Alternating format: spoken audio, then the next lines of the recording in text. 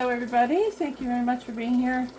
I've got some chicken bacon in the frying pan. Add a little olive oil to it because it's very low sodium. In here I'm dissolving, well, this is sort of a crystallized look at my broth.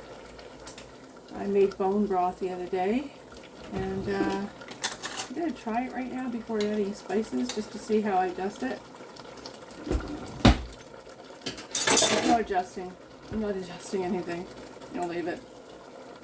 So I'm making potato chowder. While that's boiling, I think I'm going to go ahead add my onions. So I used one onion, put it in the food processor.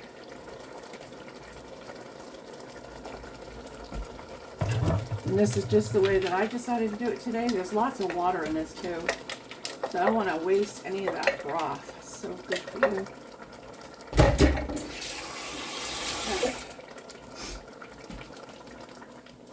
So just adding onion to that. Grated onion. I don't really want... Paul's a texture person. He loves potatoes. And I thought, well, he's going to be home early and it's raining and why not make something he's really going to love? He's kind of been hinting at this soup, but I thought, yeah, I can do that for you. Now, I adjusted the spices pretty much when I made the broth. So, okay, I said he loves texture. So, keeping in mind, this is for Mr. Paul, not for me. And I need a little starch in the soup. I'm cutting in small pieces. I've got 4 potatoes this size, washed and trimmed already in advance. So we got onion in here, homemade broth, and I'm going to turn it down just a touch. I want to boil these potatoes. I want the starch from this amount of potatoes in it. That's not too bad. I'm not adding milk. I know, but I can't. Too many calories. And this is the way I make it. I don't do it New England style or, you know, I just kind of make soup I feel. And this is one I haven't done for a while. And I never added milk years ago because I would have potato soup, but I was allergic to dairy. Anyway, I think I used up all the milk the last recipe I did with the tuna melt stuff. That has lasted so long. Holy cow. Tonight's going to be on top of toast, so that casserole went lickety split quick. So, and you don't have to have boiled chicken broth that you've made homemade. It can be better than bouillon and it's delicious. Just add some seasoning. You know, you can add sage to it. You can add whatever you like. If you like pepper, add pepper. If you want salt in it, use salt. This is very reduced. I'm going to have to add a little water at the end because I want it too thick. And it's 1:36 in the afternoon. Got my place worked out. Foyer's nice and clean. I might do a little video on that. Get this quick. Oh, starting to stick. Not a good thing. Not a good thing. Yes, water is needed. Rinse the hands again. Get all my appliances nice and clean so I don't want a horrible mess. There we go. There we go. So that's for texture. I guess we'll do it this way.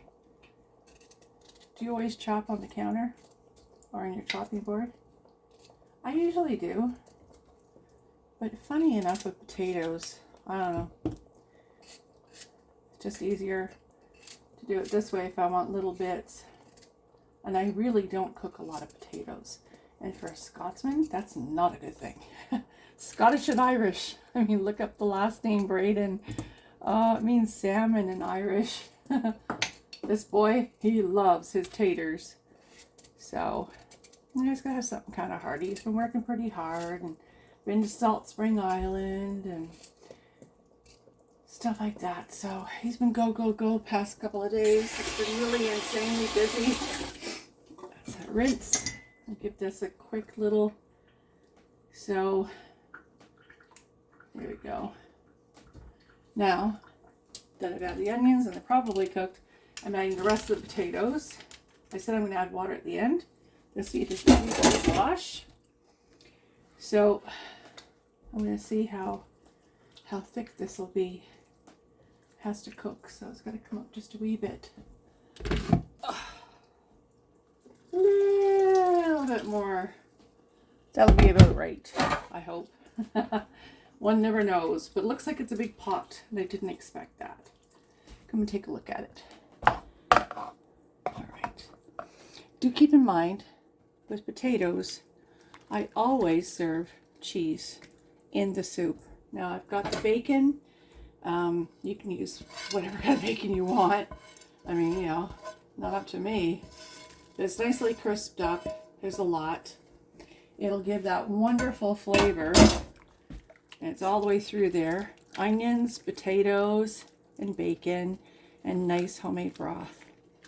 It's going to be more like a soup, so I'll probably turn it up. Just keep an eye, stir it continually, and when the potatoes are cooked or softened, I'm going to put it down to minimum and probably add a little bit more water. Give it a test again. Oh, that's beautiful. That's really good. I'm going to add a little pepper to that. I really seasoned up the broth when I made it. I used 3 chickens and boiled that up. You can see the video on my playlist. It's there. Okay. So one thing I don't like doing is taking off out of the kitchen. I believe a good cook stays in the kitchen and babysits whatever's on the stove. I don't often do it with baking though. I don't follow the same rule. Kind of cookie that way. Anyway, take a look. Nice and thick, right?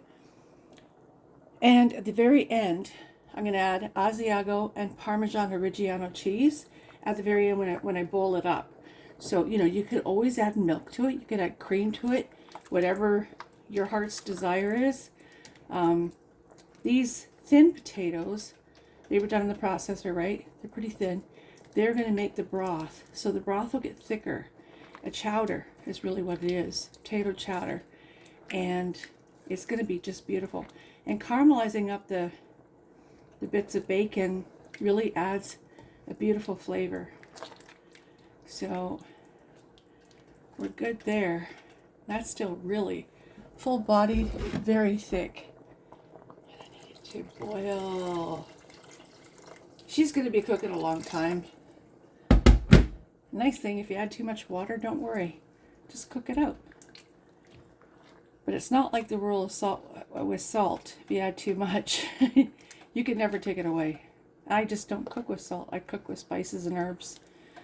I might go outside and grab some sage that I found in my garden and rip a little fresh sage into it. That'll add a lovely flavor. Anyway, that's going to stay. It's going to boil, be turned down minimum. It's low and slow. It's 1:41, almost 2 o'clock. You'll be here at 2, or probably 4. For lunch and supper, and that's what's for dinner, y'all. Kimmy's Kitchen and more. Check her channel out.